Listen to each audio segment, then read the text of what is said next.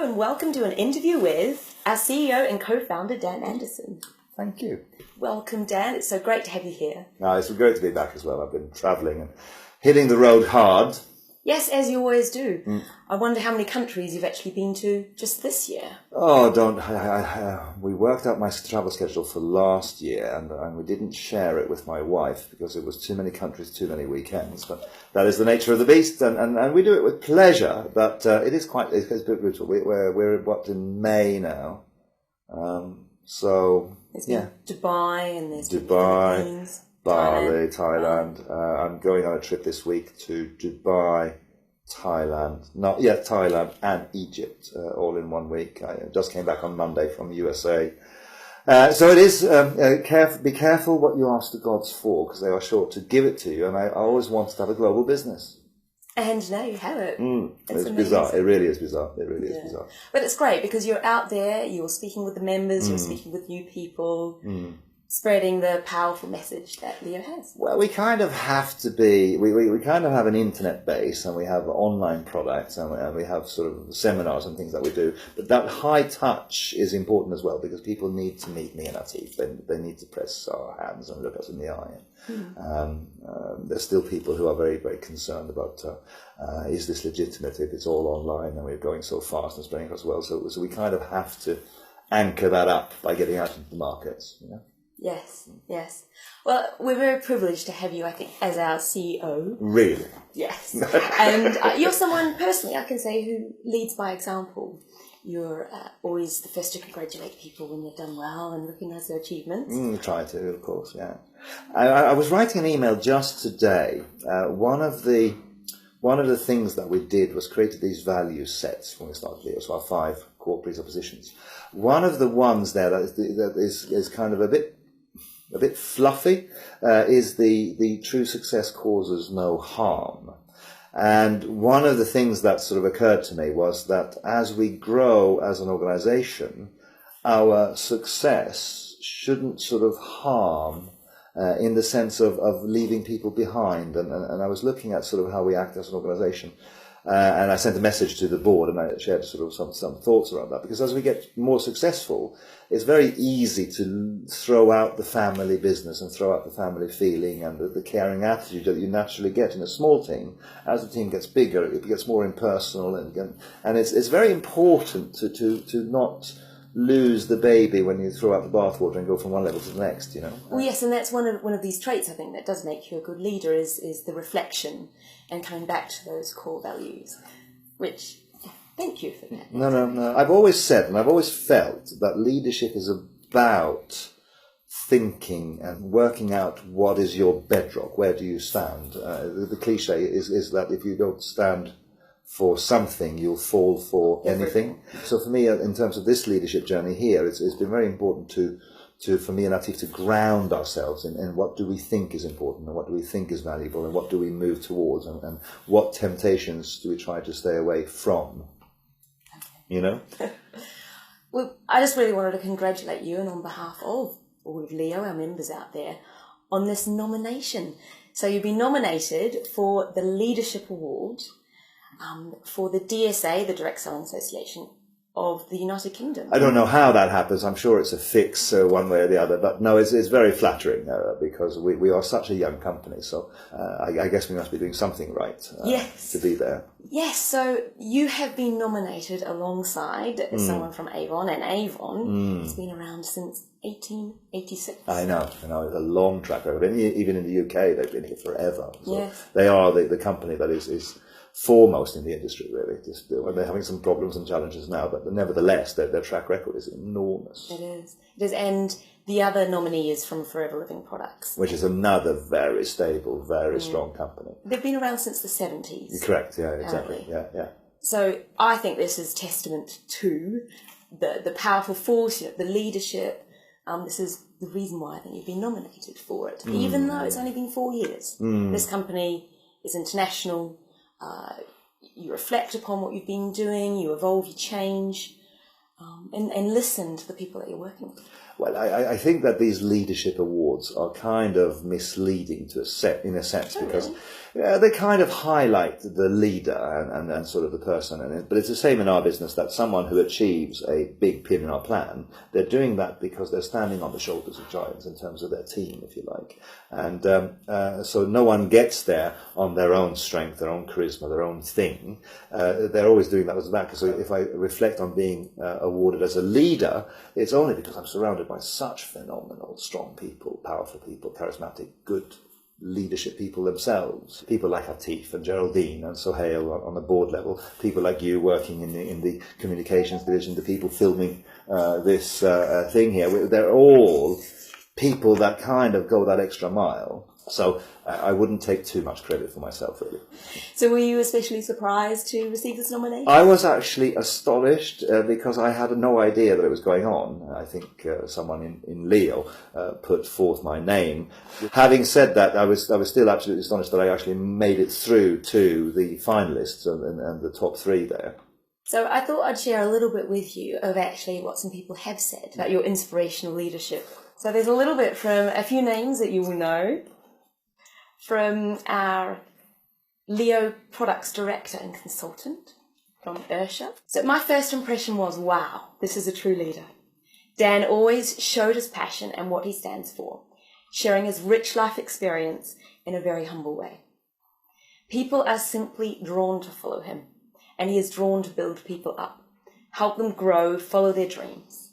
Dan is open and transparent, true to himself, and has the ability to create an atmosphere of certainty and trust. That's amazing. Then from Jeff Round, our global marketing manager here at Leo. Dan lives and breathes the Leo precepts, the ones you referred to before. His vision of Leo is enacted by him every day in all that he does. Dan is true to his beliefs. He walks the walk, as we say here. Oh, bless him. Yeah. And your executive assistant, Athena Aphrodite, which I think she would know a lot about kind of how you are, dealing with you on a daily basis. Okay, fine. This is so embarrassing. Carry on. Working with Dan on a daily basis as his executive assistant, one can only be inspired by his leadership skills. He is objective, reasonable and fair, and never blames anyone. He takes difficult situations as part of the journey and learns from them. He maintains high standards and is also proactive to continue achieving higher goals, to continue learning and teaching others to achieve for the greater good for all. He believes in himself, believes in the company, the products, the services, and the people, thus showing Dan is definitely an inspirational leader. Oh, bless her. Yes. And then the last, I saved this one to be from one of our Leo members. In the Philippines, we have Rachielia David. Mr. Dan Andersson, for me, is a visionary. He can see far and beyond the present of what his company will be. With strong will and a compassionate heart, he is sure to lead his people to greater heights. I am honoured, she says, to have known Mr. Dan Andersson because he has had a very positive impact on where I want my future to be heading. And I love this phrase. She says, he is a lighthouse for many people. Oh, bless. That's just wonderful. Well, I don't know what to say, really, but it's humbling, really. I kind of just do what I do, honestly. It's kind of weird how people say these things, because I always reference Atif because he's my partner, and when I get credit and like the sort of accolades like that, it is kind of reflecting on him as well, because we just work hard, because we have this kind of idea of what a direct selling company can and should be, and it's been a tough old road, but that makes it all worthwhile. I think it's really important to hear what others are seeing in you as well, because we can be probably our own most harsh critics. I kind of do have this sense that life is very short. And not that I especially aspire to be a leader. I think that kind of just comes with the aspirations that we have. But life is short, and we're going to be dead for a long time. And I've always had that thing There was a guy called Carlos Castaneda, who was a Mexican, who wrote this book on how to live your life, etc. And he said that you should live with death as your advisor, which is very morbid to sort of say, but life is short and we're going to be dead for so long, and we kind of have to make it worthwhile in some way.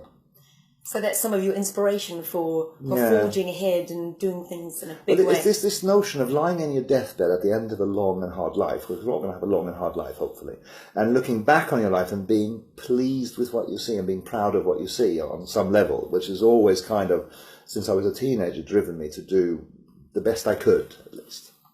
So you've heard from some people who have been inspired by you. You mentioned also this gentleman who wrote this book, but have there been other inspirational leaders, and why were they inspirational to you? One of the things that I think that is to learn from other people and their experiences. And my distillation of all of that is kind of that when you're on fire with what you're trying to do, people will come from miles to watch you burn. And I think network marketing and direct selling is this amazing place where you can create something out of nothing but your enthusiasm. It doesn't take anything except a passion to make something happen. So our leaders in the field of Leo inspire me. Someone like Rachel, like you mentioned in the Philippines, she's an inspirational leader. She has a gentleman in Vietnam called John, who's inspirational, and some of the price that he's paying to build up his Leo business is phenomenal. Some of the people who are coming to us now from some ill-advised scams that they've been involved in, like LEOcoin, for instance, they're coming here and they're absolutely on mission with Leo because they see that we're transparent, that we're long-term, we're legal, we're compliant, we're trying to build a real business. And they kind of say things like, where have you been? Because this is the sort of business that I've always been looking for. And it's not difficult to do. It goes back to kindergarten principles, to just tell the truth and do the best you can. You know, if you run your life the way that we teach our children to be honest, upstanding people, we can do the same as a company. So for me, the inspiration is in the little things, and really the little people. They're the ones that I burn for, and the people that the single mums that are out there trying to do something and trying to elevate and lift themselves up. The young kids who know they don't know that much, but they want to do something and they burn with this desire. Every time I go into the field and meet these people, it just re-inspires me because they're trying to do something and they kind of got it. They've got this idea that they can do something. And network marketing then and direct selling has this ability to fire people up in that sense. It has that ability to ignite people back with their life's passion, with what they want to do. And if you scratch the surface of people just a little bit, and you sort of dig into them and find out why they're doing what they're doing, and you discover their why, it's never about money. It's always about contribution. It's always about orphanages. It's always about creative things. It's always about their family. It's always about education. It's never about money.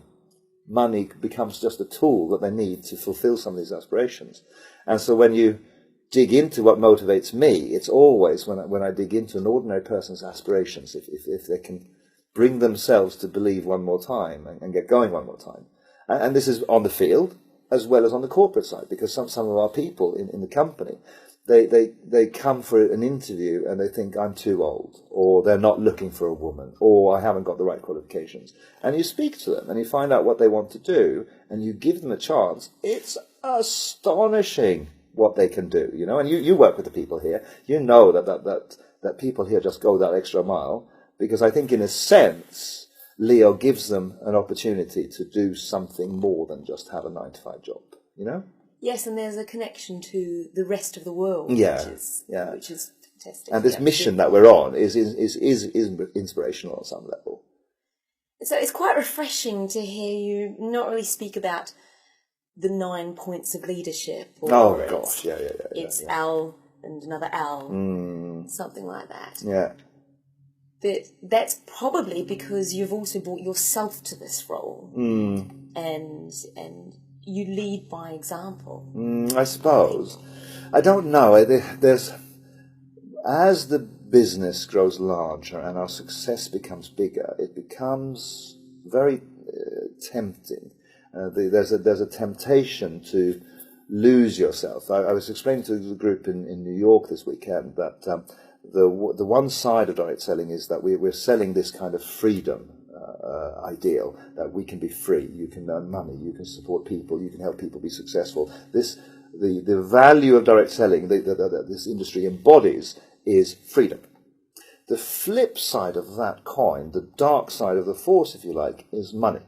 And over the years, I've seen many companies lose their way. I've seen many leaders lose their way. And it becomes about the money. It becomes about how can we profit from our field force. The field turns into a profit center. The customers do not become these people that we should serve, but that in some way we should extract profit from. And we don't want that, because that's not what gives you success. What gives you success is providing value and serving the people in that sense. And I think that if you don't succumb to that dark side of the force, there's the people and the universe will respond and come back to you in droves. I think one of the things that we're successful with in Leo is that people resonate with us because they get a sense that we're holding true to some sort of vision that is more than just making money. We have to make money so that we can run our business and we can have fuel to put in the engine of this great aeroplane that we're building as we're flying along. Atif asked me, I think a year and a half ago, maybe 2 years ago, just as we were starting to nudge through and get a little bit of success in Leo, he said, Dan, what do you think our greatest risk is now? If we do a risk management exercise here, what do you think is the greatest risk that Leo has now? And I thought about it and had this real aha, or this real sense of truth came out of my mouth. What I felt at least was true, was that the biggest risk is that we go crazy in the head, that the success goes to our head and we become a bit loopy with it. And I've seen that before, because when companies start to fly their executives exclusively in business class, or when some of the senior executives start to go first, get your own jet, get a chauffeur, do all of these things that just lift you up to this place where you are no longer connected to common humanity. I think people lose themselves there. I still fly economy in most places that I go to, unless I got a brutal trip or something. The president of the company, Atif, the co-founder of the company, we fly economy, because that, in a sense, keeps us grounded. Now, this might not be popular values, but it's kind of good old-fashioned stuff of being humble and cutting your cloth and not losing yourself to the nonsense. Because you have been nominated for this award, I'm getting the sense that to you leadership is being true to yourself. It's, you kind of find those parts that you're comfortable in and that you can learn more about, that you're still you. So being true to yourself. Education, you talked about reading and learning from others who have gone before you. That sounds like another key to being a leader. Do you think everyone can be a great leader? Oh gosh, yeah. I used to do leadership seminars, and I used to teach in the corporate world how to be a better leader, how to be a team leader. Everything about being a leader is learnt. There's very few people who are born with it, and if they're born with anything, they're born with the skills of being a leader. I have a boy who's 8 years old, and he's turning into a natural little leader, and people gravitate towards him.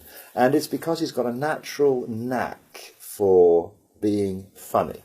He's got a natural knack, I say knack loosely, he's got a skill that he can make himself take action. He's got a confidence, which is another behaviour, where he will tell people, I think we should do this. He's got the confidence to put his hand up on the football pitch and say, pass to me, because I can score a goal, kind of thing. And I think a lot of people think only people like that can become leaders. Yeah, no, absolutely not. I think absolutely that everyone can become a leader, because, and actually are a leader. They have this overinflated sense of what leadership means, and they put a capital L on it. Leadership is nothing more and nothing less than making something happen. Yes, I like So that. you do that in small teams, you do that in your family, you do that with your partner, and leadership absolutely then becomes a choice that you choose to make something happen or not. And I look at our industry. What this industry is a hothouse environment for developing leadership, because a member or a distributor signs up into our program or any other program, and signs up there and has absolutely nothing but his wits, his initiative, her passion, her ability to learn, and her or his ability to make themselves take action. If they're consistently taking action, suddenly they become a leader. They become a person that people gravitate towards. They become a person that makes things happen. They become the person that puts a stake in the ground and says, this is what we're doing, this is where we're going. And leadership then, is, in that sense, obviously is a choice first, and then it's a skill set. And you get better at it by doing it. So if you need to lead, you need to lead people. You need to communicate with people. You need to motivate people. You need to move people. You need to come somehow or other get into this space where you take a decision to move people.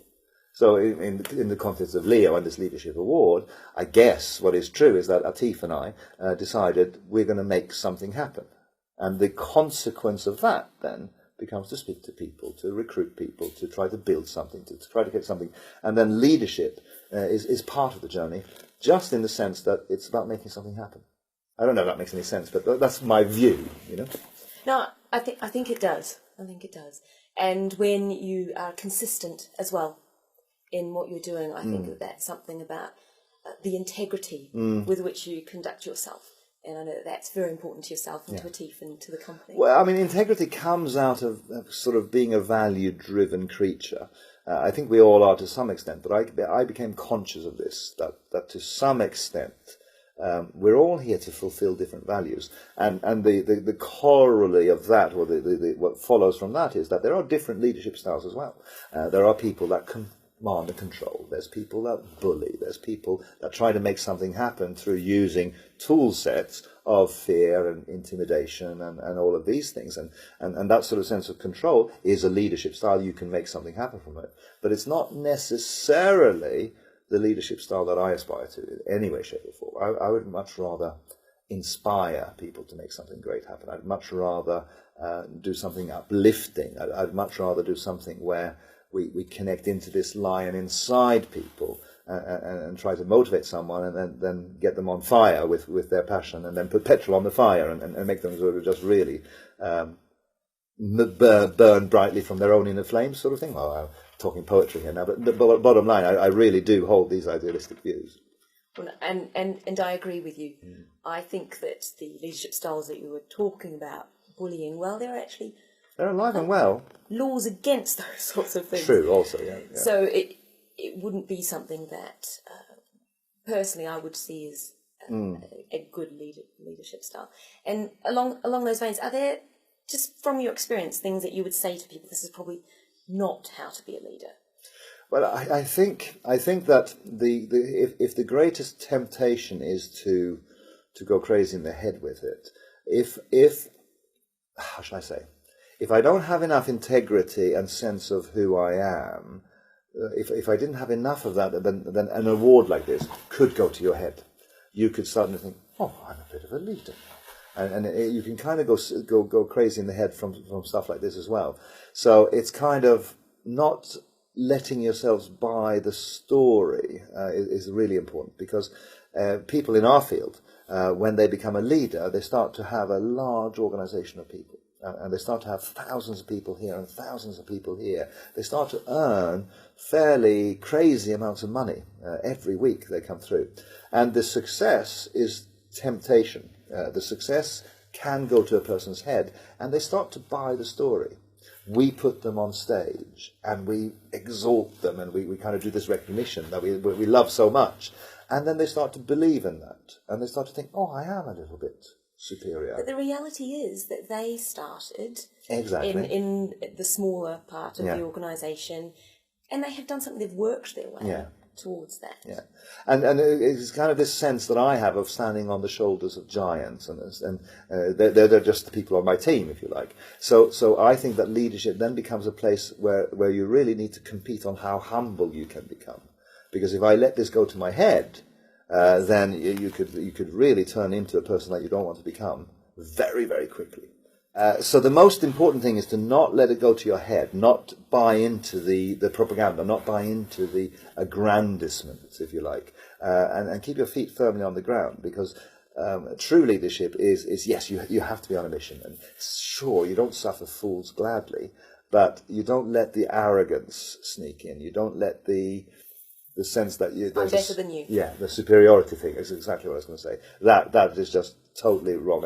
My advice would be just be a leader, lead the people by inspiring them, and more than anything, celebrate their achievements, celebrate their leadership, and that's the one way that you could actually retire. Because if you build a good enough team of leaders, then suddenly you've got something that has its own life. So like I say, when I come back into the office and I get surprised and delighted with what people have done, that's good, because that means that we're creating a machine here that has its own life. And that's ultimately what entrepreneurship is about. That's ultimately what business is about, of creating leadership. That I believe.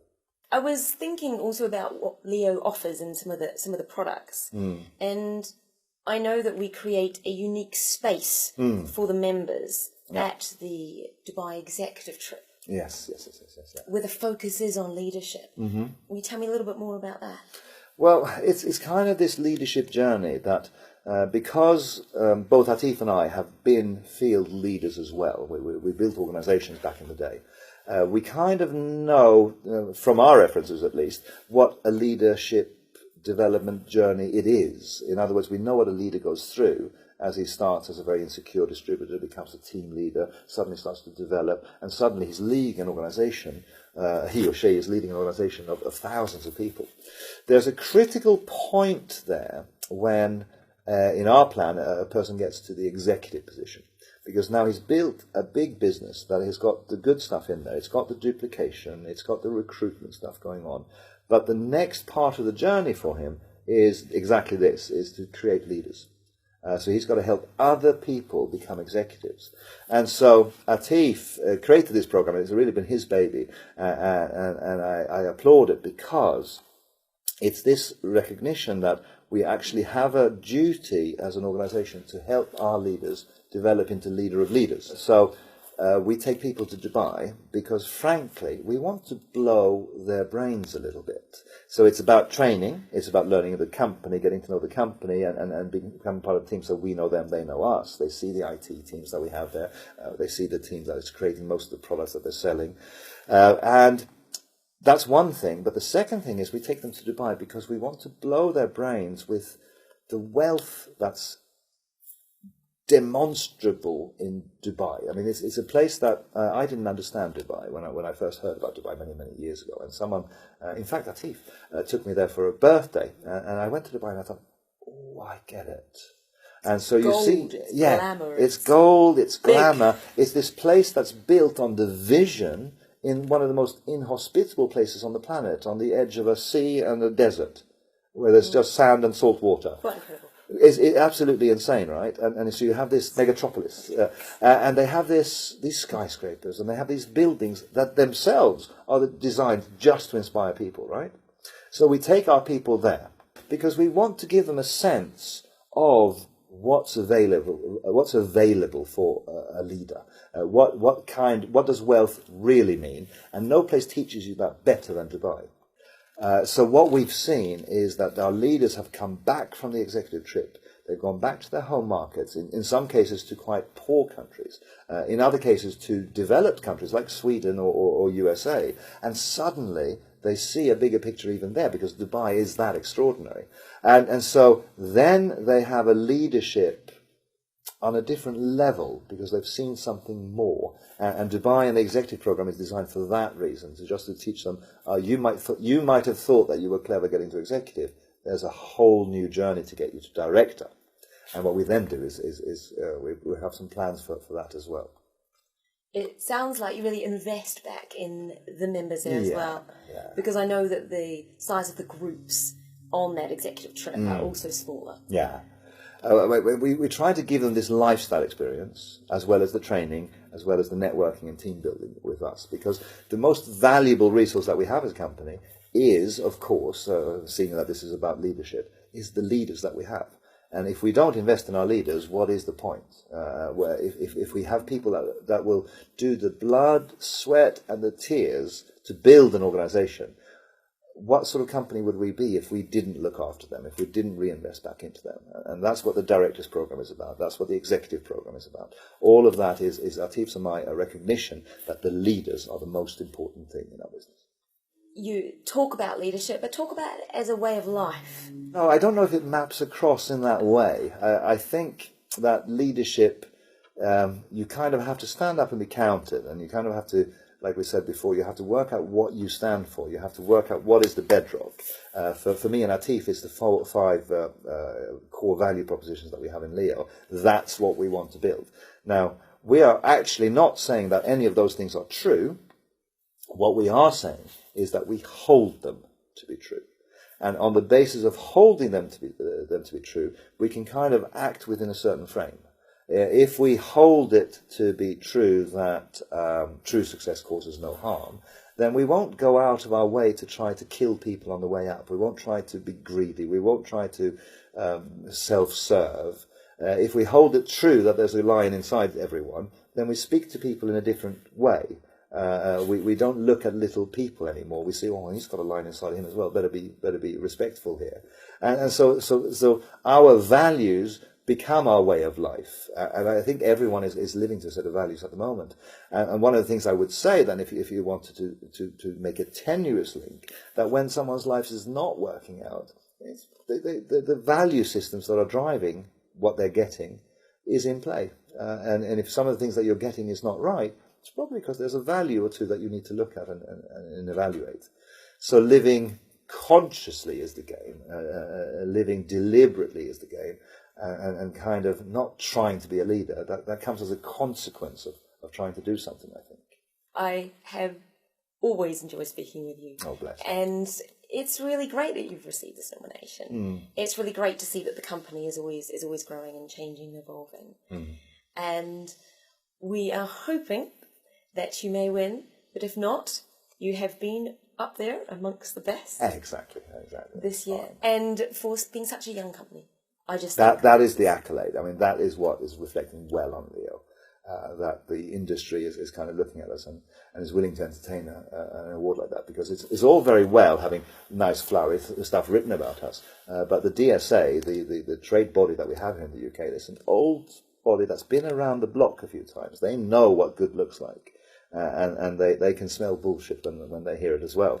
So the fact that they were willing to put my name down there is a credit to Leo. I have to say that.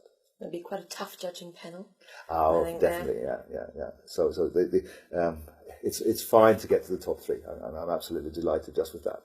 Well, thank you very much for your time, Dan, today. And thank you everyone for listening to an interview where we've had our CEO and co-founder, Dan Andersson, and we look forward to being here again with you very soon.